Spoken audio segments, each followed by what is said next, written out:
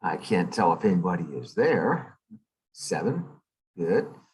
Hi, everyone. My name is Court Chalfant. I'm going to give it just a few more minutes to see if others join, maybe just a minute or so, and then we'll get started with today's program. Yeah, I see we have 11 people on the call already.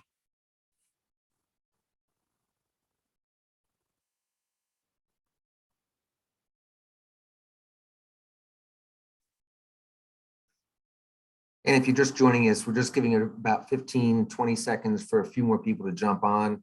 We know we had a lot of people express interest. We've got about 12 on the line right now. Just give us about 15 seconds. It's okay.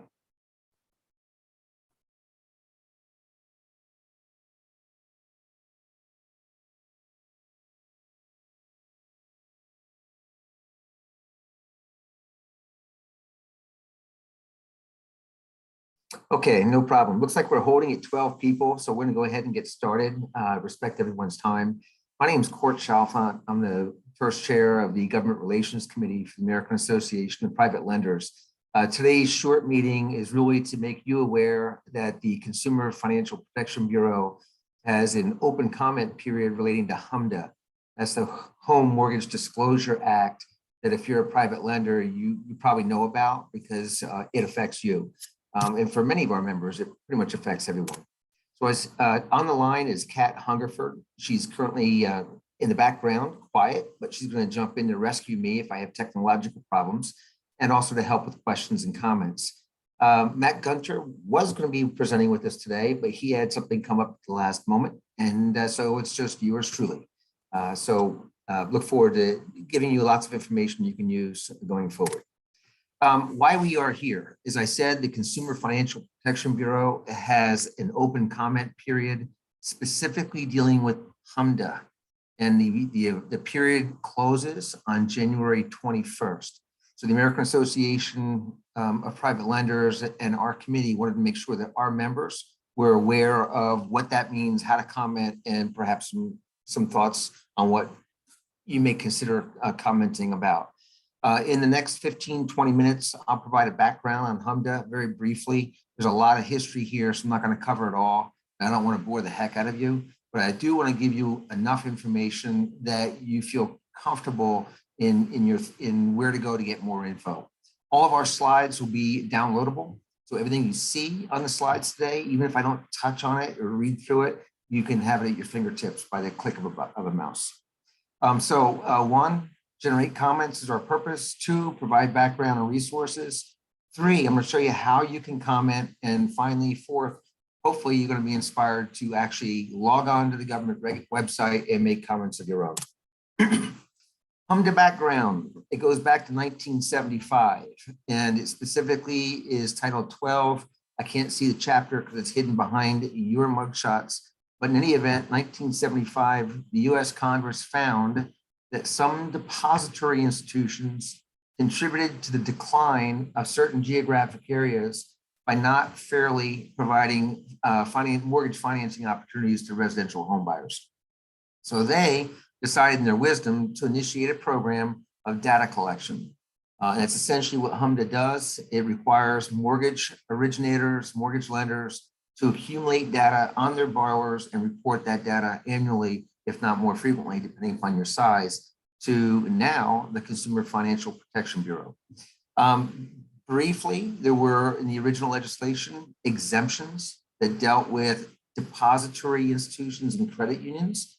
Specifically, they did not have to report if they didn't meet certain threshold levels of activity.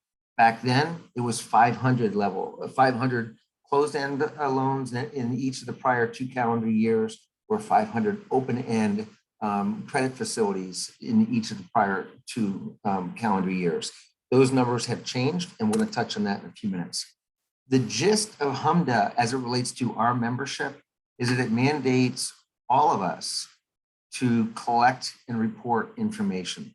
About 110 different data points. There's somewhere around 50 or so unique data points.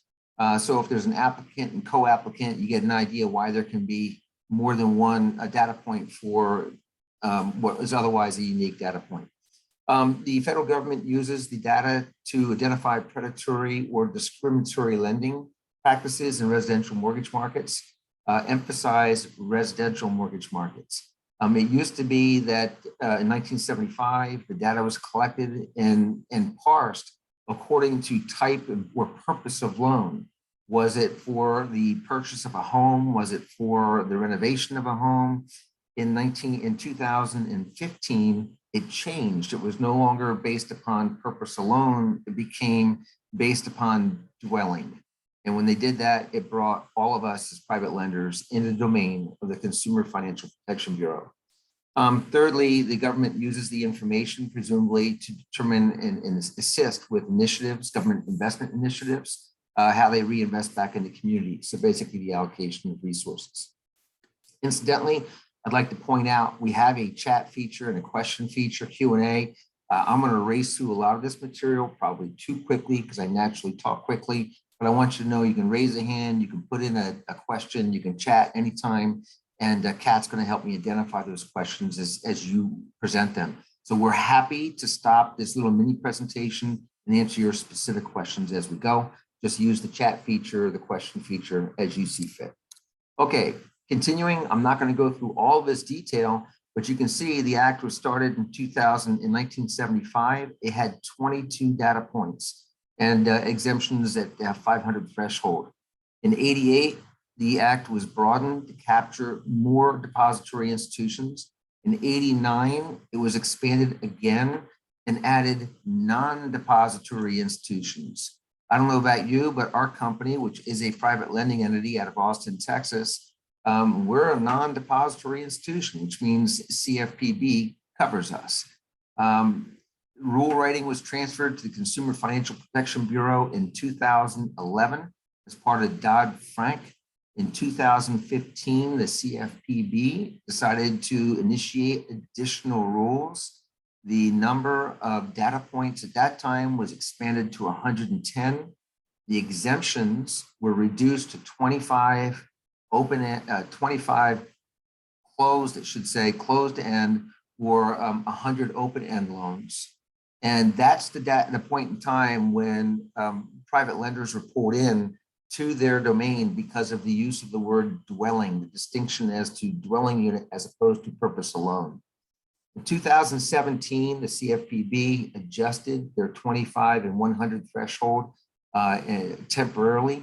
And then in 2018, they added additional exemptions, partial exemptions, but only for the benefit of credit unions and depository institutions.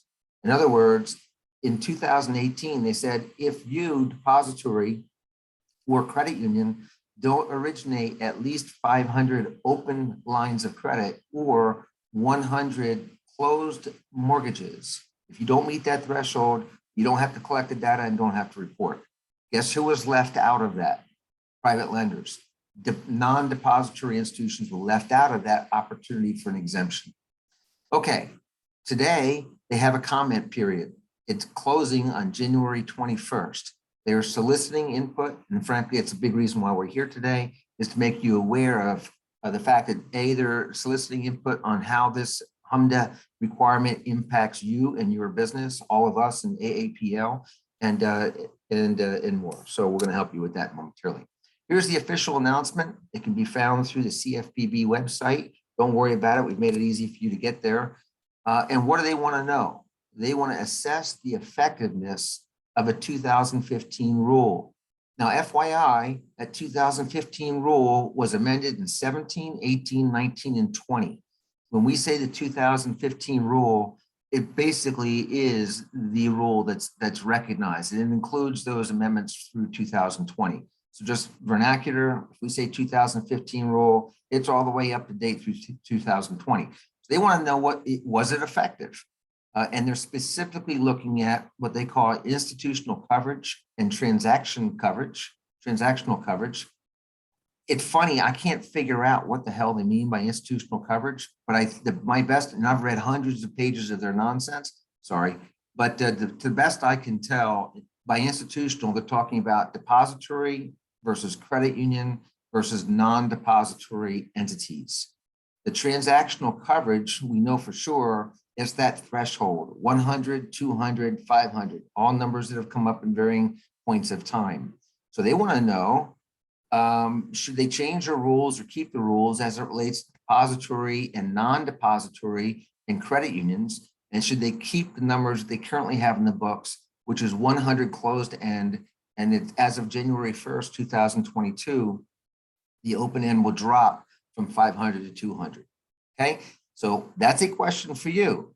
Do you want to have exemptions, for example, that are currently reserved for depository and credit unions applied to you? Do you originate less than 100 closed loans a year? If you do, you can escape all the reporting requirements, but they won't know that unless you comment. Okay, there's 110 data points. Some of them are sort of repetitive, but they want to know if the data points that were added in 2015 and thereafter added value to their data sets. So you'll see what those data points are in a few minutes. You can download the slides and download the information from other resources we have available to you. But if you're going to comment, you may send in a comment that says, you know, those data points you did in 2015, of those, here are the ones that are just a nuisance for us and really have no utility, if that's how you feel. They want to know if there's benefits of the new data and disclosure requirements. So you can comment on that. Operational compliance costs. They really don't have any good information about operational and compliance costs. Those are not my words. Those are their own words from their studies back in 2015. They acknowledged that at the time, and they acknowledge that right now. They're really seeking good, hard evidence of what does it cost us in this industry to meet these regulatory requirements.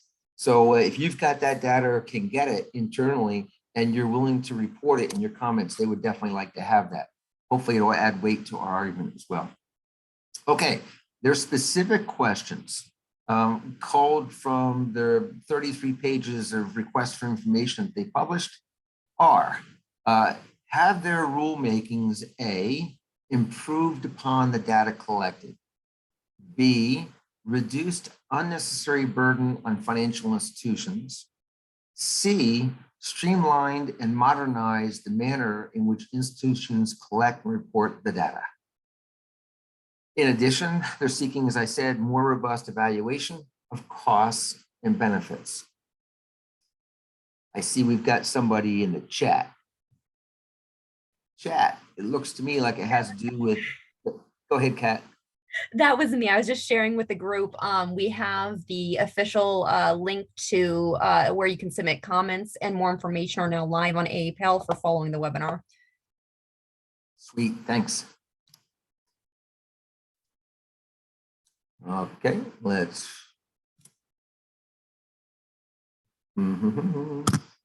This is me. This is what it looks like when I'm trying to make a slide move that's not moving.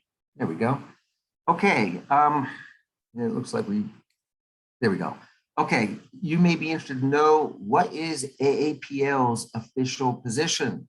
I've got 5 bullet points here.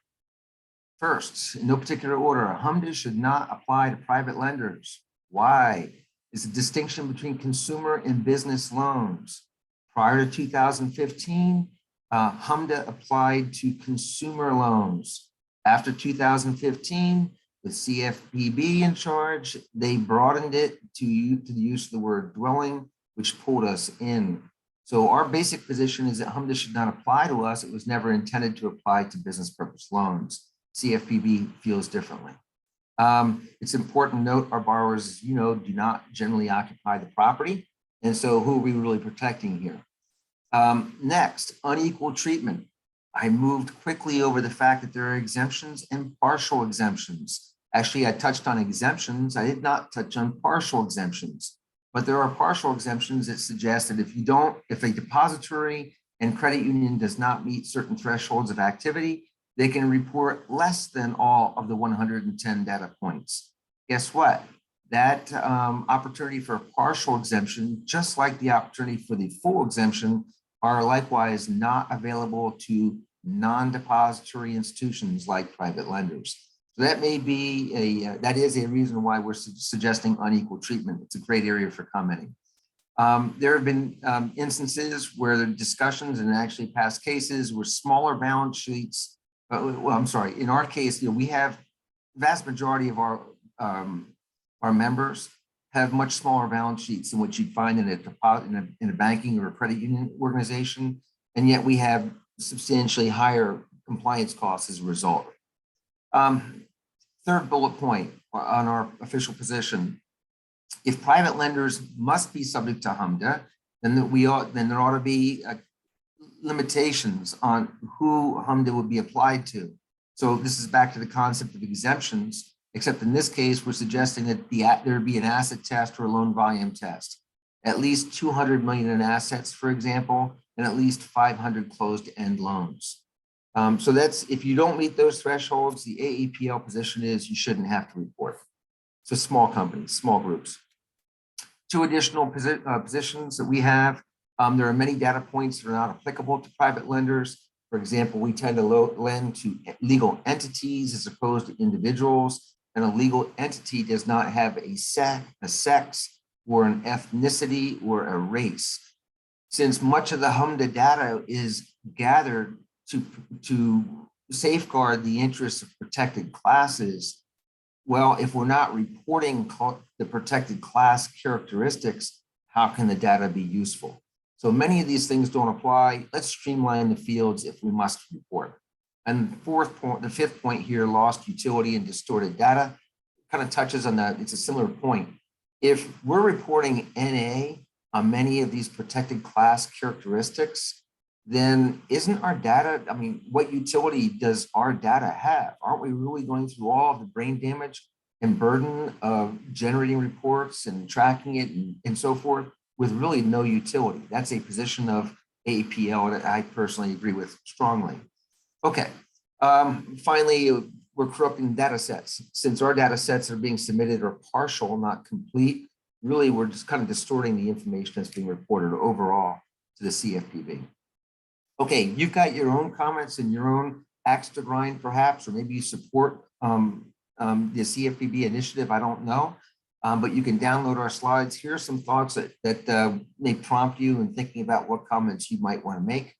Some of these thoughts I've made already. How to comment. Okay, you ready for this? Here's how you comment. Google search, regulations.gov. When you get to that screen, type in CFPB-2021-0018. If you do that and hit enter, it's going to take you directly to the comment screen for this particular issue. If you try to suffer through like I did over the weekend, figuring out how the heck to comment, you're going to spend some time getting to the wrong sources. This is the way to do it. Regulations.gov, stick in that little gizmo, and then type comment. We have another chat, question or comment. Repeat that, please. Okay, Jennifer Webb, I'm going to repeat that. How to comment. Go to Google and type in regulations.gov. That will take you to a search screen directly in the government system. In the search screen, type in CFPB-2021-0018. Hit enter. It will take you directly to this specific issue. And there's a comment button on the screen. How's that? See, I am capable of taking instructions. Court, okay. We'll have direct links to those on the link that I shared previously, the HMDA rules link, so that they don't necessarily have to go through the full search process. Sweet. Thanks, Kat. Okay, let's see. A note about your comments. When you go in there and make your comments, you need to know that your comments are supposed to be posted in their entirety. By the way, there is a drag and drop screen. If you do a little spreadsheet, let's say you calculate what it costs you per year to meet the HMDA, and you want to have that as evidence supporting your comments, you can drag and drop documents, spreadsheets, whatever you want in there. But whatever you put in there is in the public domain. So don't put in anything that's confidential. All of your comments, including attachments, become the public domain, and that's permanently. So just keep that in mind. You've got till January 21 to submit your comments. You know how to do it now. If you want to get more information on HMDA or anything for that matter, This is how you do it. It's another Google search, Consumer Finance Newsroom. And when you get to newsroom, you can search discrimination in mortgage lending. And that will take you to an article that is full of links. And some of the important links, by the way, is a 132-page document, which describes how you as a small private lender are supposed to adhere to this, this body of rules and regulations. So a lot of information there, and hopefully that's useful to you. With that, I'm going to stop and hopefully address your questions. Fire away.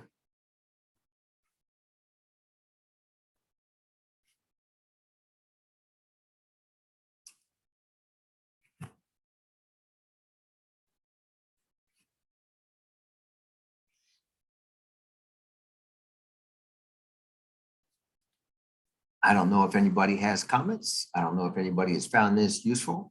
I hope you have. If you've got no questions, no comments, just remember all of this information can be downloaded. And we've got one or two, so we're going to take those now. Repeat that. We did. Thank you for the info. You're welcome. Mike, no questions. Straightforward. Great info. Thanks. You got it. Glad you guys dialed in. If that's it, we'll sign off. Appreciate you guys circling back, and hopefully it's been useful to everybody. We'll see you. Thank you for joining.